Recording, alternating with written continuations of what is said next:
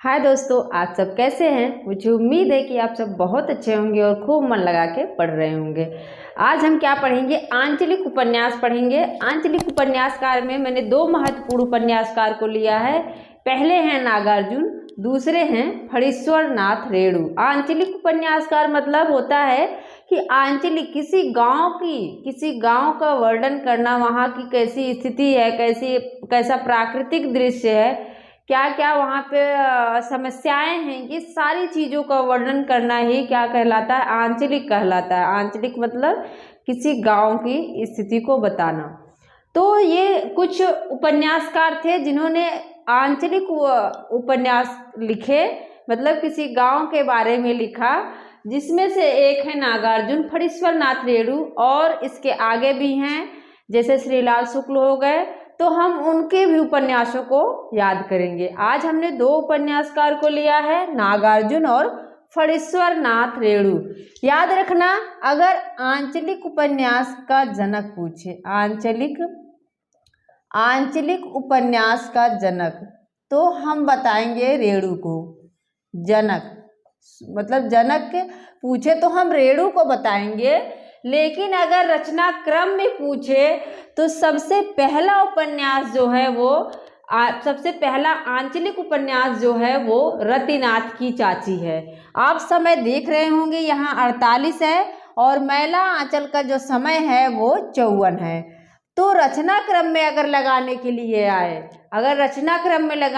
आए, तो रतिनाथ की चाची जो है वो पहले होगा और मैला आंचल जो है वो उसके बाद होगा। इस चीज़ को आप लोग याद रखना, क्योंकि हमें ये याद रहता है कि आंचलिक उपन्यास के जनक कौन है? फणीश्वर नाथ रेणु हैं। तो हमें लगता है कि उनका जो मैला आंचल उपन्यास है वो प्रथम आंचलिक उपन्यास है। ऐसा नहीं है। रतिनाथ की चाची जो नागार्जुन की रचना है उसको हम पहले स्थान पे रखते हैं।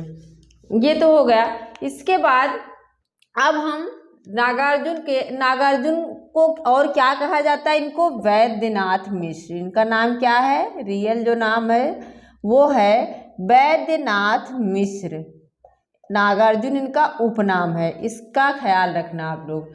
इसके बाद हम देख लेते हैं रतिनाथ की चाची वलचनमा, नई पौध, बाबा बटेश्वर नाथ, वरुणा के बेटे, दुखमोचन, उग्रतारा, हीरक जयंती, जमनिया के बाबा, इमरतिया पारो, गरीबदास। इनका समय भी देख लीजिए आप। रतिनाथ की चाची हमने 48 लिखा है, बलचनमा 52 मिल रहा है, नई पौध 53 है और बाबा बटेश्वर नाथ 54 है। बाबा बटेश्वर नाथ में बरगद के क्या है?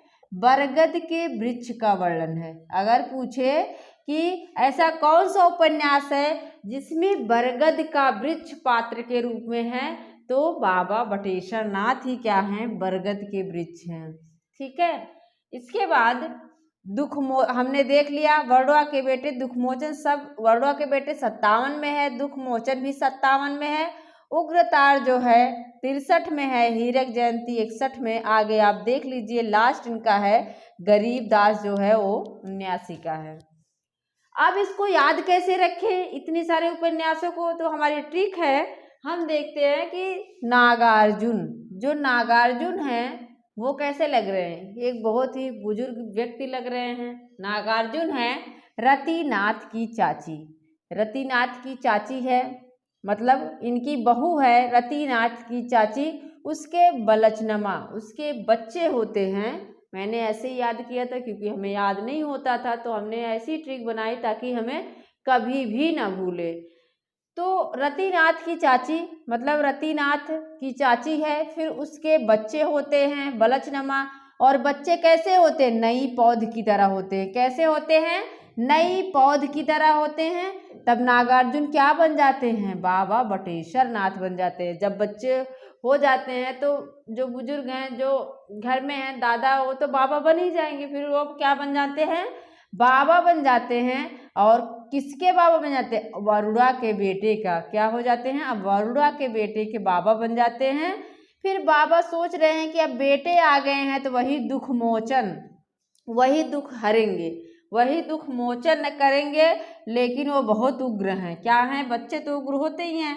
वो सोच रहे हैं कि दुख मोचन होगा, लेकिन देख रहे हैं कि वो बहुत उग्र हैं, बच्चे बहुत उग्र हैं। उनकी हीरक जयंती के बारे में सोचते हैं और जमनिया, जामुन और इमरती लाके पारों को खिलाते हैं, फिर लास्ट में गरीब बन जाते हैं। फिर से देखो, नागार्जुन बाबा हैं, वो रतिनाथ की चाची उनकी एक बहू है, उसके बच्चे होते हैं। फिर नई पौध, बच्चे कैसे हैं? नई पौध की तरह हैं, और वो बाबा बटेश्वर नाथ बन जाते हैं। वरुणा के बेटे, वो क्या हैं? वरुणा के बेटे हैं। वो सोचते हैं नागार्जुन की दुख मोचन होगा, हमारा दुख हरा जाएगा, कोई हरेगा, लेकिन बच्चे बहुत उग्र हैं। उनकी हीरक जयंती के बारे में सोचते हैं। जमनिया के बाबा, मतलब उनको वो गुलाब जामुन कह सकते हैं, जामुन और इमरती लाकर पारों को खिलाने लगते हैं और बाद में गरीब हो जाते हैं। ये तो हो गई हमारी ट्रिक, और हमने रचनाओं को भी याद कर लिया। अब हम याद करेंगे रेणु के, फणीश्वर नाथ रेणु के उपन्यासों को। इनका पहला जो है बहुत इम्पोर्टेंट है, मैला आंचल।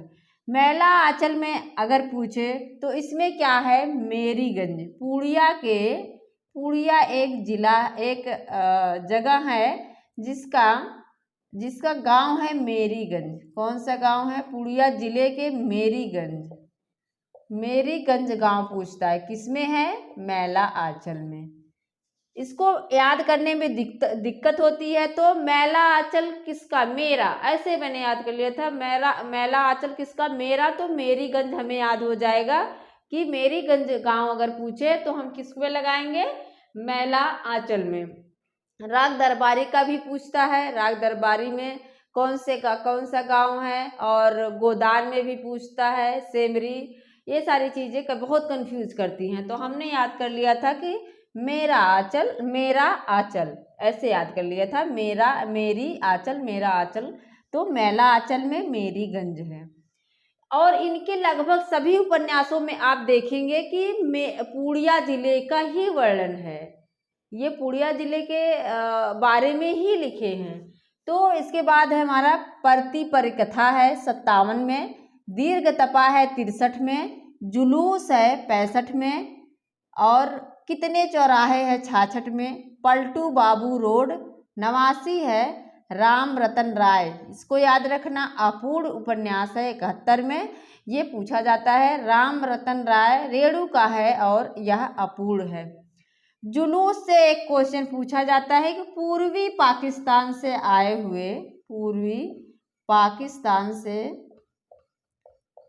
हुए पूड़िया जिले में जब वो आते हैं तो उनको क्या क्या दिक्कतें होती हैं उसका वर्णन है। पूर्वी पाकिस्तान से आए हुए पूड़िया जिले के संघर्ष की कहानी है। क्या है? कि संघर्ष की कहानी है, इसको याद रखना आप लोग, पूछा जाता है। इसके बाद हम याद कैसे करें कि पूड़िया, ये रेणु की इतने सारे उपन्यास हैं। रेणु फणीश्वर, फाड़ क्या फट जाता है? फाड़ देते हैं ना, मैला आंचल। अभी अगर किसी को चोट लगती है तो कपड़ा वगैरह नहीं है अगर, तो क्या करते हैं, जो भी पहने हैं फिल्मों में दिखाता है, तुरंत उसको फाड़ के बांध देती है। तो वही से मैंने ट्रिक बनाया था। फाड़ते क्या है? मैला आंचल, जो हमारा आंचल होता है उसको हम फाड़ते हैं, मतलब फणीश्वर नाथ रेणु मैला आंचल। और आंचल क्या कैसा होता है? जैसे परती परिकथा, जैसे खेत होता है परती, ऐसे पूरा प्लेन, वैसे क्या होता है हमारा आंचल भी वैसे ही होता है। दीर्घ तपा और परती, अगर कोई खेत परती है तो दीर्घ तपता रहता है ना, कोई खेत अगर परती है तो तपता रहता है।